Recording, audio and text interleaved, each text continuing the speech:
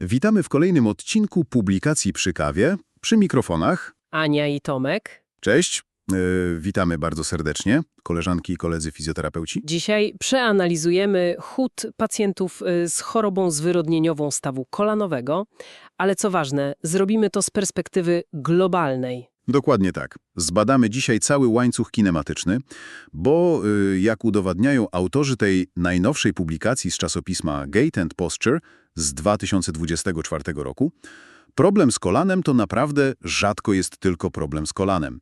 Zobaczymy, jak ta zmiana w kolanie wpływa na miednicę, na odcinek lędźwiowy, no i na aktywację mięśni dystalnych. Wiesz, na samym wstępie autorzy zarysowują bardzo ciekawe tło historyczne. Zauważają zupełnie obiektywnie, że częstość występowania choroby zwyrodnieniowej kolana wręcz podwoiła się od połowy XX wieku. Potężny wzrost w populacji. No właśnie. A wcześniejsze badania, co jest mega ważne, skupiały się głównie na samym stawie kolanowym. Na przykład szukano zmniejszenia zgięcia w kolanie po to, żeby po prostu zredukować stres wewnątrzstawowy. Jasne, to taki klasyczny izolacjonizm. Tak, ale tutaj badacze poszli o krok dalej. Zbadali tak zwany syndrom kolanowo-kręgosłupowy, czyli korelację między pochyleniem tułowia a kompensacją w stawie biodrowym. Brzmi świetnie. A powiedz, jak to dokładnie sprawdzili? Jaka w ogóle była ich metodologia? No więc użyli bardzo precyzyjnych danych. Wzięli do badania grupę 30 pacjentów ze zdiagnozowanym zwyrodnieniem stawu kolanowego.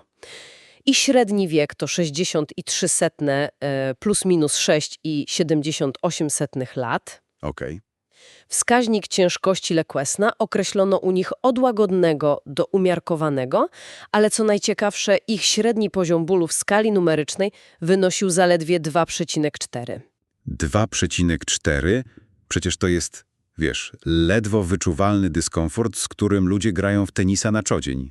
Zgadza się, a grupa kontrolna to było 28 zdrowych osób, wiek średnio 60,96 plus minus 7 lat, czyli podsumowując wszyscy powyżej 50. Bardzo dobrze dobrana grupa. A jak to mierzyli technicznie? Zastosowali 3 czujniki inercyjne. Częstotliwość próbkowania to było dokładnie 25 Hz. Do tego dodali filtr dolnoprzepustowy 5 Hz i zakres akceleracji 6G. Umieścili je na wyrostku kolczystym trzeciego kręgu lędźwiowego oraz na obu bocznych stronach ud. Solidny sprzęt. Dodatkowo, i to jest kluczowe, użyli 8-kanałowego powierzchniowego EMG z częstotliwością próbkowania aż 960 Hz i filtrem pasmowo-przepustowym od 10 do 200 Hz. I co ważne, badali 4 grupy mięśniowe zgodnie z protokołem SENIAM. Jakie to były mięśnie? Badali mięsień prostownik grzbietu, mięsień pośladkowy wielki, mięsień czworogłowy uda oraz mięsień brzuchaty łydki. Jasne. A samo zadanie ruchowe, które musieli wykonać pacjenci? Uczestnicy mieli do pokonania taką 8-metrową, bardzo prostą ścieżkę w swoim absolutnie komfortowym tempie, bez żadnego wymuszania rytmu, no i wykonali 10 prób. Czyli metodologia jest naprawdę solidna i oparta na w pełni naturalnym wzorcu chodu, a nie na bieżni. No dobra, to przejdźmy w takim razie do konkretów. Jakie parametry kinematyczne odnotowali autorzy? Tu mamy bardzo twarde dane statystyczne. Autorzy wykazali, że pacjenci z chorobą zwyrodnieniową używali strategii z nadmierną lordozą lędźwiową. Średni kąt pochylenia wyniósł 2,12 stopnia w porównaniu do zaledwie 0,76 stopnia u zdrowych. I to z P równym 0,007. Czyli byli mocno przeprostowani w odcinku lędźwiowym. Tak. A całkowity zakres ruchu w stawie biodrowym był u nich, drastycznie mniejszy. 30,19 stopnia kontra 36,26 stopnia. Tutaj P równe było 0,001. Wow, to jest potężna różnica. Z czego ona dokładnie wynikała? Głównie z mocno ograniczonego zgięcia biodra, bo u chorych odnotowano 22,94 stopnia, a u zdrowych 27,56. Co więcej, zauważono też wyższy współczynnik asymetrii czasu podporu. To znaczy uciekali z tej bolącej nogi. Dokładnie.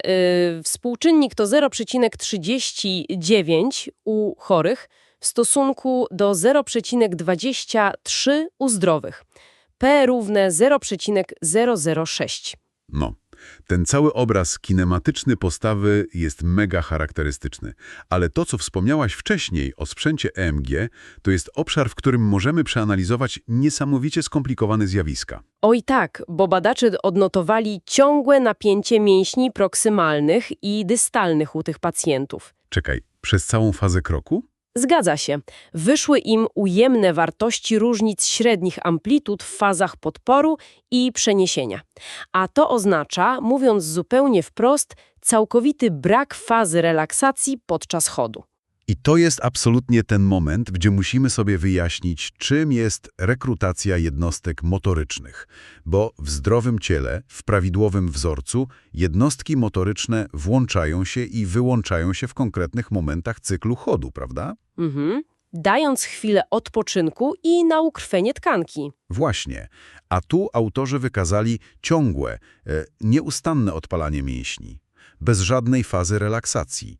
To jest, wiesz, trochę analogiczne do jazdy samochodem, w którym kierowca wciska gaz i hamulec jednocześnie. Zużywa to gigantyczne ilości energii i jest skrajnie wyczerpujące dla układu nerwowego. Brak relaksacji prowadzi do chronicznego niedokrwienia i kumulacji metabolitów. No ale właśnie, pojawia się tu ogromne i bardzo ważne pytanie, dlaczego ten organizm wybiera taką koszmarnie niekorzystną strategię? Skoro ból u tych badanych, o czym mówiłam, to było zaledwie 2,4. I tu kłania się genialne wręcz zjawisko neuroplastyczności oraz sensytyzacja ośrodkowa. Z biegiem czasu organizm po prostu uczy się tego sztywnego chodu w obawie przed tym bólem, którego nawet nie ma jeszcze w wielkim natężeniu. On permanentnie zmienia mapowanie ruchowe w korze mózgowej. Zabezpiecza uszkodzony staw za wszelką cenę. Traktuje ten skurcz jako pancerz. To jest niesamowite, jak to wszystko jest plastyczne i połączone. A do tego autorzy wykazali też konkretne przesunięcie w samej pracy mięśniowej, proksymalne kontra dystalne. Co dokładnie zarejestrowali na wykresach?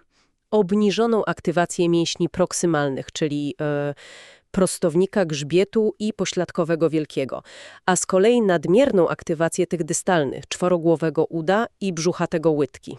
No i to się pięknie spina z wcześniejszymi danymi. Pamiętasz, mówiłaś o nadmiernej lordozie lędźwiowej i tym zdjętym biodrze? Mamy tutaj do czynienia z klasycznym zjawiskiem zmienionej mechanotransdukcji. Jakby można było to tak prosto rozwinąć? Jasne. W pozycji hiperlordozy mięśnie pośladkowe są w bardzo niekorzystnym ustawieniu diomechanicznym. Są po prostu chronicznie rozciągnięte i neurologicznie nieaktywne. I organizm, żeby w ogóle skompensować tą słabość twojego fundamentu, całkowicie przesterowuje mięśnie obwodowe. I to diametralnie zmienia sposób, w jaki tkanki stawu kolonowego odbierają siły mechaniczne. Zamiast płynnego ruchu mają ciągłą kompresję, którą odczytują jako sygnały biochemiczne do destrukcji chrząstki. Aha, rozumiem ten mechanizm. To jest trochę jak budowanie wieży. Jeśli twój fundament, czyli miednica i lędźwia, jest niestabilny i pochylony do przodu, To góra musi ratować sytuację i utrzymywać wszystko w ryzach. dokładnie. Te struktury położone niżej, czyli kolana i łydki, muszą pracować podwójnie, żeby ratować pion. Z tym, że one do tego nie służą w takiej skali. Okej, no to układa się w bardzo logiczną całość. Ale żebyśmy zachowali pełen obiektywizm, muszę przytoczyć obiektywne ograniczenia tego badania, o których wspominają bezpośrednio sami autorzy. Jasne, to w literaturze obowiązkowe. Badacze zauważają, że grupa była po prostu nieliczna i, no jak wiemy, obejmowała pacjentów tylko z tymi łagodnymi i umiarkowanymi zmianami. A podają w publikacji dlaczego? Tak. Powodem jest to, że badanie przeprowadzono na Tajwanie, a tam po prostu łatwy dostęp do bardzo nowoczesnej opieki medycznej sprawia, że pacjenci z ciężkimi zmianami błyskawicznie decydują się na interwencje chirurgiczne, stąd brak ich w takich zachowawczych grupach badawczych. Całkowicie zrozumiałe. Taki mają po prostu system. Przejdźmy zatem do konkretów dla naszej praktyki gabinetowej. Taki główny take-home message z dzisiejszej dyskusji. Kierujemy to do grupy docelowej, czyli pacjentów po 50 roku życia ze zmianami zwyrodnieniowymi w fazie łagodnej lub umiarkowanej. Zamieniam się w słuch? Samo izolowane wzmacnianie mięśni kończyn dolnych u tych pacjentów nie przyniesie absolutnie żadnej ulgi i po prostu nie zmieni ich wzorców biomechanicznych.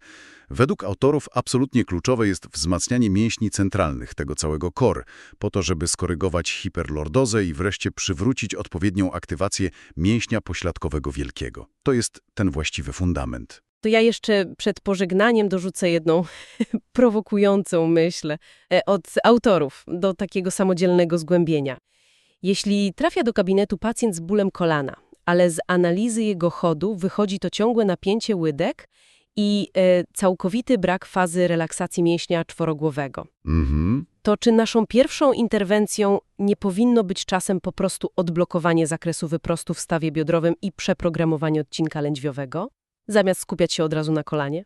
Doskonałe pytanie, z którym zostawiamy dzisiaj wszystkich po tej analizie. Dzięki za wspólną kawę i rzetelną dawkę wiedzy. Do usłyszenia przy kolejnej publikacji.